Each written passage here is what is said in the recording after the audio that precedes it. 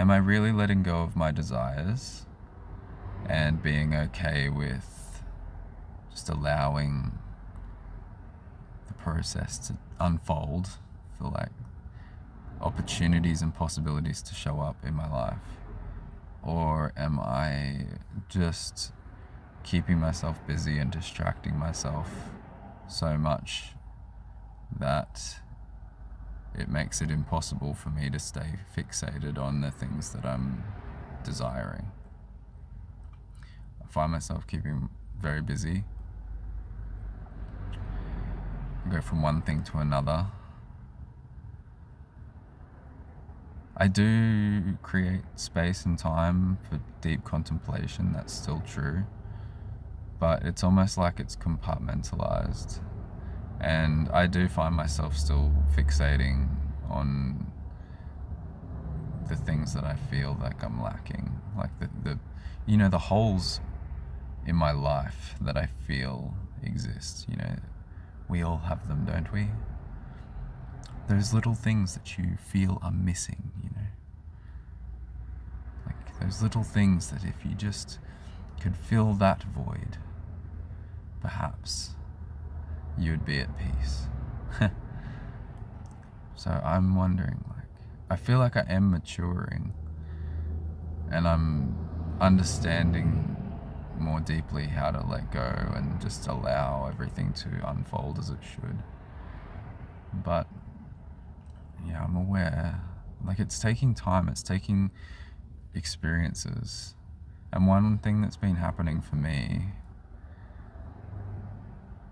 in creating the life that I really want for myself is possibilities and opportunities will show up that are just absolutely extraordinarily perfect, just incredible, just where every cell in your body is just celebrating that this is occurring, this moment in time that you're experiencing. But then I react and I just don't want, it's like, this is so good, I don't want it to stop being so good. And that reaction almost is the thing that sabotages it. And I'm identifying that, becoming aware of that. Getting so excited about something going so right and being so beautiful and perfect is the thing that actually makes it fall apart. Because as soon as I'm attached to it, as soon as I'm like, yes, this is what I want and I never want it to go away, I change inside myself and the way that I respond to the experience. The experience changes because I change. If I'm showing up in a totally different way, if I'm showing up in this needy, attached way where I have this lack that this thing outside of myself is now filling, then yeah, it's a totally different experience. I'm not creating the same thing that I was moments before when I didn't know that this possibility or opportunity existed. Before I knew it existed, I was fine. I had no attachment, I had no desire, I had no neuroticism, no impulsiveness, none of these things, the ways that this neediness manifests. I was fine because I didn't know that it existed. So I'm getting to the point now where I'm great on my own journey, just flowing with life, and I don't need anything, and I'm really at peace. And I can allow these opportunities and possibilities to show up, and they do show up, and they're incredible.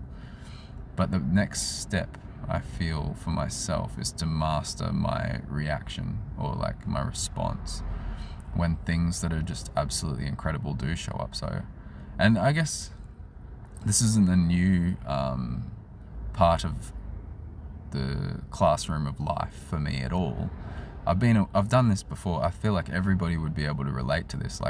You're going through life, at some point something incredible's happened to you, and it's absolutely your wildest dream for this to take place, or it just feels amazing, yes, I can't believe this is happening. There's the words right there, I can't believe this is happening. It's that's those words are almost the sabotage. and that's how we react to it. We react as if we can't believe it, like that it cannot be real.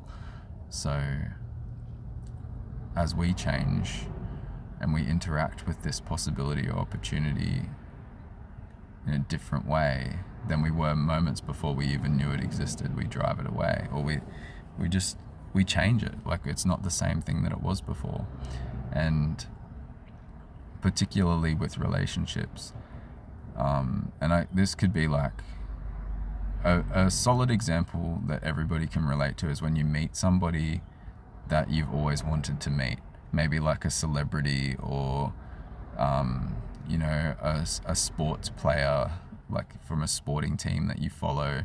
You meet them in the real world, or you meet like somebody in the real world that you admire, and before you meet them, you're fine, like, and that's why the opportunity or possibility shows up, like, for you to meet this person. But then it's like, okay, now I've got this person in front of me, like, I don't want to mess it up or something. So we just go into this like weird, we're not ourselves, and everybody can relate to that feeling of not being yourself, and just all of a sudden absolutely feeling like you're malfunctioning. And yeah, you look back on that moment and you just go, what happened? Like, why couldn't I just be normal? Like, why couldn't I just be myself? That's like early in my journey, looking back over my life. But like now it's getting deeper, and it's not just like this 5-minute conversation that I had with a person that I admire out in the real world. These experiences are getting to the depth where, like, I'm meeting somebody where there's so many opportunities and possibilities on so many different dimensions. Like, there's so much depth to what is possible and available in this moment with this person, where it's just, and I don't malfunction right away. Like, I can hold that opportunity and that possibility and be excited but not attached, and I can roll with it and I can flow with it, and it stays free, which I feel is important. Like, this sense of freedom and this sense of flow, and like that you don't need any control over the situation or the relationship or the possibilities that emerge. Like, you just contribute what you contribute, and they contribute what they contribute, and the universe does the rest. It's just all this magical unfolding. So I'm at this point where it's not like a 5-minute conversation where I'm looking back going, oh, what happened? Why did I malfunction? I'm having these extended like possibilities and opportunities show up where I'm holding it together for a certain period of time, but the attachment kind of builds, and I find myself, the more invested I get in it, the more emotions I've invested, the more time I've invested, and the more I feel connected to these possibilities and opportunities, the more I start to feel like I don't want to lose them.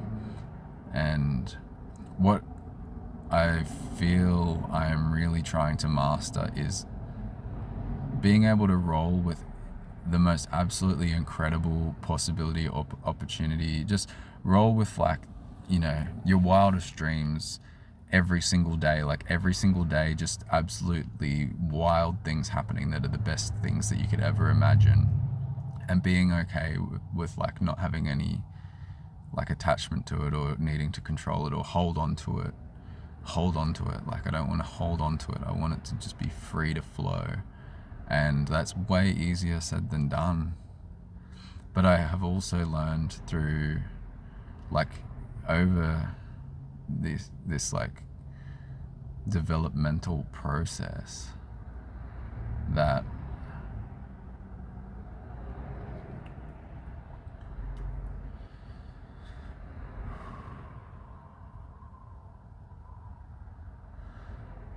the more I can allow it to flow, the more I'm actually seeing that whatever inside of me is reacting and attaching and being neurotic and trying to hold on to stuff, that part of me doesn't have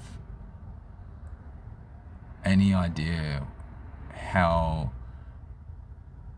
deep this possibility and opportunity goes. Like it's like I'm in my headspace trying to analyze and wrap my head around it. That's the words that I use. I want to wrap my head around it, and like I simply can't. So the more that I've been able to flow with these opportunities and possibilities and actually take that step back and let everything freely flow, I see that the way that I want to say the way the universe like arranges reality for you, and the way you dance with these other people on this planet when you're forming these relationships, whether it's like business relationship, intimate relationship, friendship, whatever it is, like the more that you can let go, the more incredible possibilities actually show up, because I can only see what I know is possible. Like from all of my past experiences and what I know about reality, that's what I'm bringing to the table. That's my contribution. So as soon as I'm like trying to override everything with my neurotic need to hold on to this thing, and I'm trying to keep it, like I'm trying to make it mine, and I'm trying to solidify this new possibility or opportunity as like my possibility, my opportunity. I want to keep it in my life, but I'm trying to keep it in my life in a way that makes sense to like my ego. So it's not an effective way to collaborate with another being on any level. Like we need to be open and be able to receive as well as to contribute, and just be okay with like however it wants to unfold. And a really powerful and helpful thing that I've been experimenting with is like the best thing that anybody can ever say to you is no. And like you should be encouraging everybody around you to say no to you as frequently as possible, and as like they should feel like they have a free pass, like there's no consequence for saying no. Like in fact they should be rewarded for it. Like you should be high-fiving people for saying no to you. And that might sound a little bit absurd, because or you could just imagine a life where everybody's saying no to you all the time, and it almost sounds like confrontational, or like you're severely limited in that capacity. Like if everybody's just rejecting your ideas or rejecting you, or it's just saying no to everything. But the best thing about people saying no, and also once you establish those kinds of relationships where no is invited and encouraged, like a genuine no, like if somebody doesn't agree or doesn't want the next thing to happen or whatever, like you want to know that as soon as possible, so that you're not building your next steps on a foundation that isn't agreed upon. Like it isn't solid, there's no consensus. Okay, anyway, the reason why no is awesome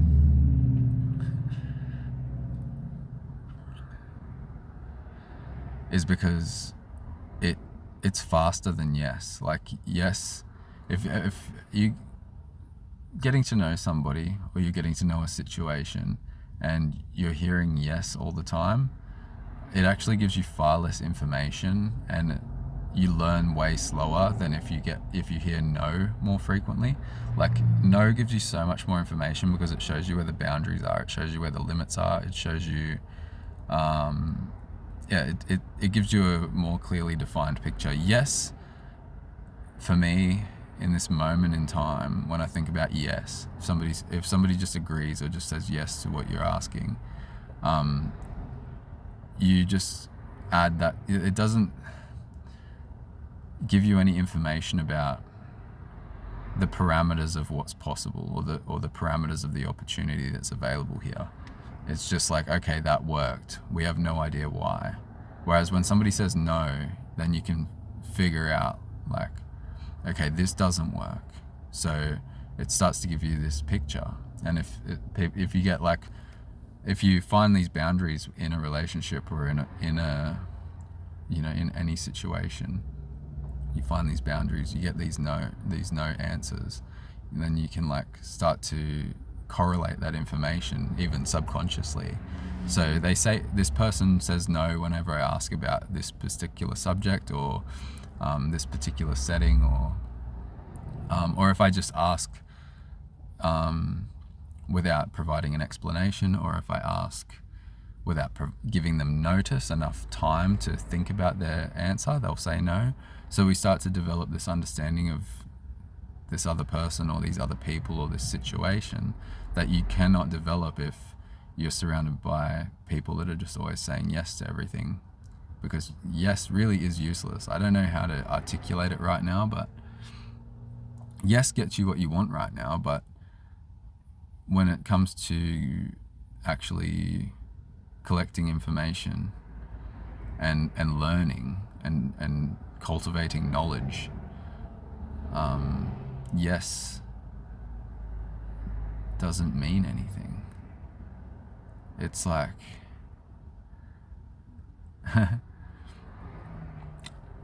of course yes means something, but it's the same as like mistakes and failure. Like I'm thinking through that same lens. Like every mistake you make, every failure teaches you something. Like it teaches you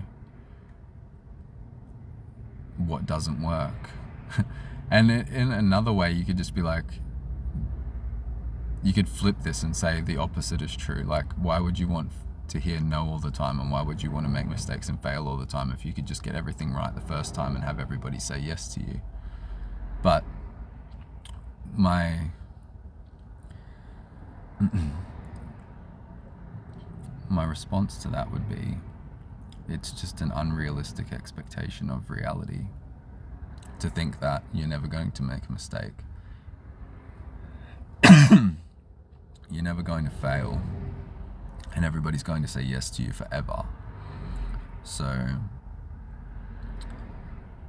I guess it's another way that I'm just reframing things and looking at life in a way that empowers me when these kinds of things take place. When you hear no, or when you fail, or when you make a mistake, like I look at it through a lens where that's actually providing me with information, so it's more welcome. I don't particularly want to set up like a life for myself where everybody, I'm not saying like I want everybody to say no to me. I want to fail and I want to make mistakes, but when people say no to me, when I fail, when I make mistakes, that's actually valuable to me, and I'm going to see that as a win, and I'm going to see that as learning. Like, so hopefully that makes sense a little bit more than when I first started rambling about that. I am still, like, I'm having the weekend off because I just did like another 7-day course after working like heaps of overtime at work. So this is like my first weekend off in probably 7 months or something. I don't know, for a long time. I can't remember. Like, I haven't had a weekend off since September, start of September last year. So it's been pretty wild. I don't think I have. Maybe I have. Doubtful. Even if I did have a weekend off from work, I would have been doing something else that was equally important or challenging. So that's what's going on. This is just my video journal. It's not intended to be advice or guidance. I'm just expressing what I'm thinking and feeling in the present moment, in the hope that it may encourage other people to contemplate and reflect more deeply on their own lives and what's going on with them. And like, I might just be talking about something that you can relate to, and then all of a sudden some pennies start dropping and we're all having these epiphanies together. If you do have any insights during the video, always leave them in the comments below. Love to hear what other people are thinking and feeling. Subscribe to the channel if you haven't already. And what is the other things? Leave your comments, subscribe. You can click the like button. That's actually a really effective way to help these videos reach more people. I don't know what kinds of people need to be watching random dudes' video journals, but I do hear that these have been impactful in a variety of ways. Strangely enough, like, I don't think any two people are getting the same thing out of these videos. But yeah, whatever these videos are doing, it's cool. I'm happy that I started sharing them publicly. Never expected to actually develop a subscriber base in the beginning. It was just practice, and now, yeah, I'm trying to interact a little bit more and think about the fact that there are people on the other side of the screen that are receiving a message or receiving something. So I'll see you again shortly, hey?